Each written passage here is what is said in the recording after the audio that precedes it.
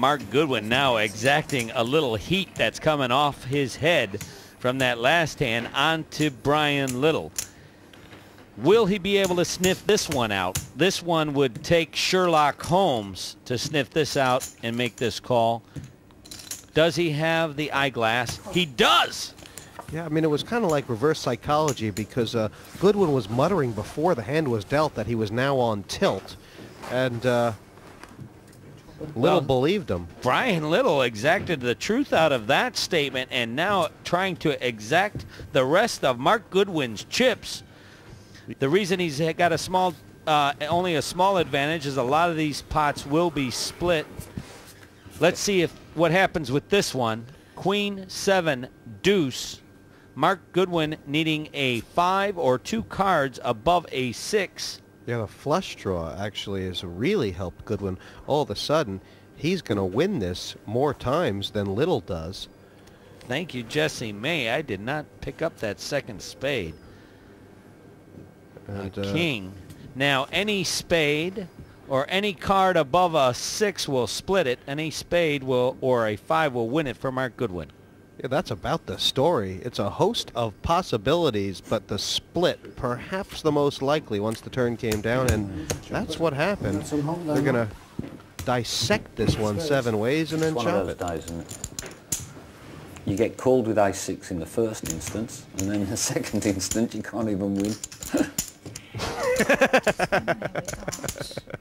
You know, Mark Goodwin talking before this heat, Kenneth said, you must win and lose with the same brain. And, well, you see that the disgust over his face, and I got to tell you, when you play at a high level as a professional, and you've had the success that a lot of these guys have, and you make a mistake, It just gets worse, doesn't it? You just get so self-critical and so, you know, he's really just being self-deprecating here over that one hand in which he flopped 2 pair and let his opponent back into the straight. And he is just not letting up on himself. Mark, give yourself a break, but almost self-destructing there, moving his chips in with the ace-5. Let's see if he can recoup and regather. Or I'm not going to go. well, that hand is better than last. First he said, I'll go.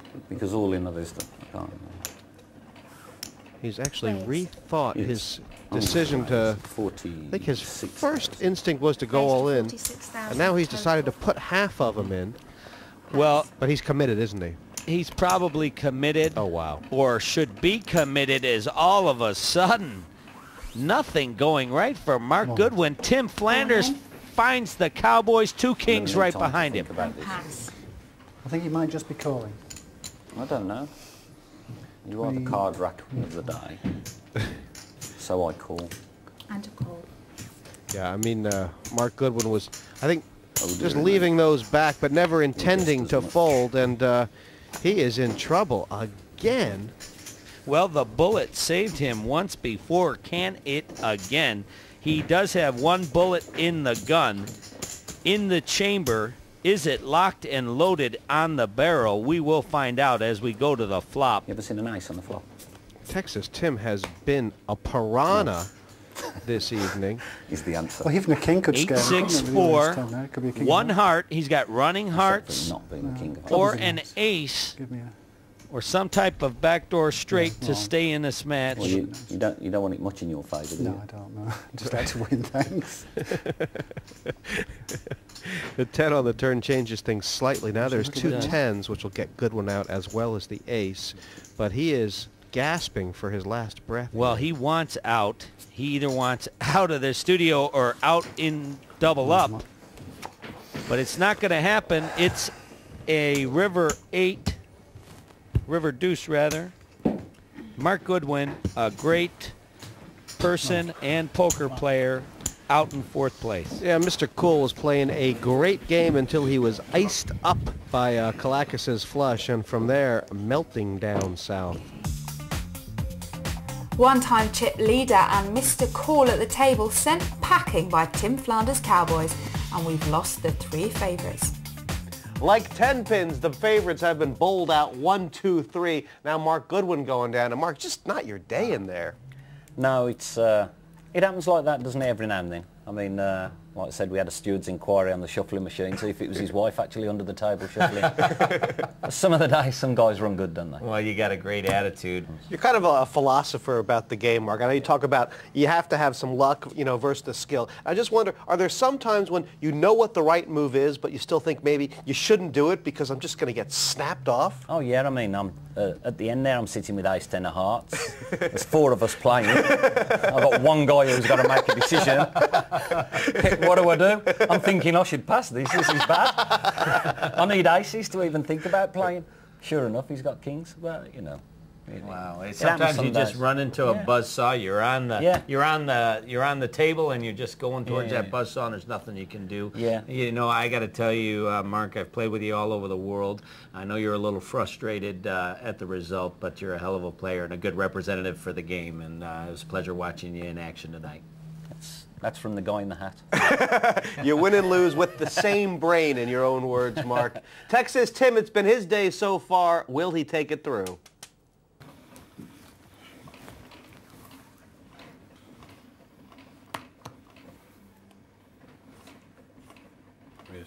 Raise. 15,000 more, 25 total. 25 ball from Brian Little, 15,000 on the chip leader now, Tim Flanders.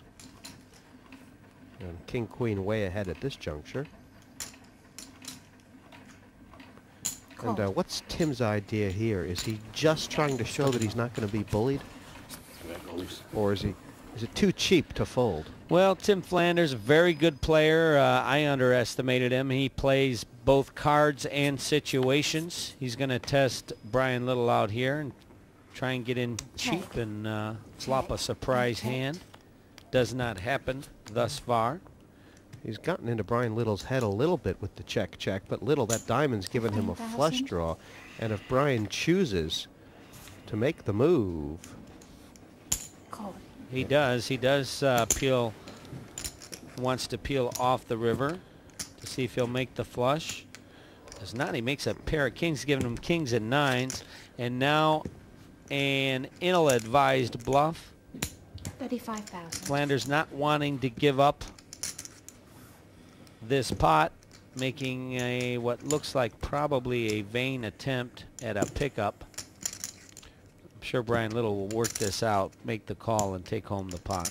Yeah, I'd have loved to see what would happen if the king hadn't come. I mean, Little's still capable of calling there. He does play in the Winners Club in Belfast. It's a bit of a crazy place. King high wins a lot of pots up there, but with the 2 kings, Ken, it's pretty much automatic, isn't it? It really is. But you do get, while he's thinking, you do get an idea of why Tim Flanders played this hand. He plays situations. You can see he had, at no time was playing his hand. He was playing the player, and that is effective many times unless they make a hand, which Brian Little has done here, and for some reason has great cause of concern. Cool. But does finally make the call. Turn them over, please. And Flanders not even wanting to show his hand, which I don't So you blame had a him. diamond. With the king, I didn't. As we take a look at the leaderboard, there it is, Brian Little from Ireland, 224,000.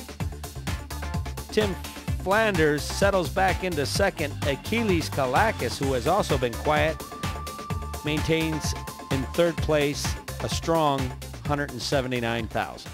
Flanders has not only won 20 pots, he's played 40% of the hands here, Kenna. He has been a one-man wrecking show. And, well, he's down to mostly blues right now. He's still got enough chips to make a difference, and with that kind of hand, he's going to be an at-it man.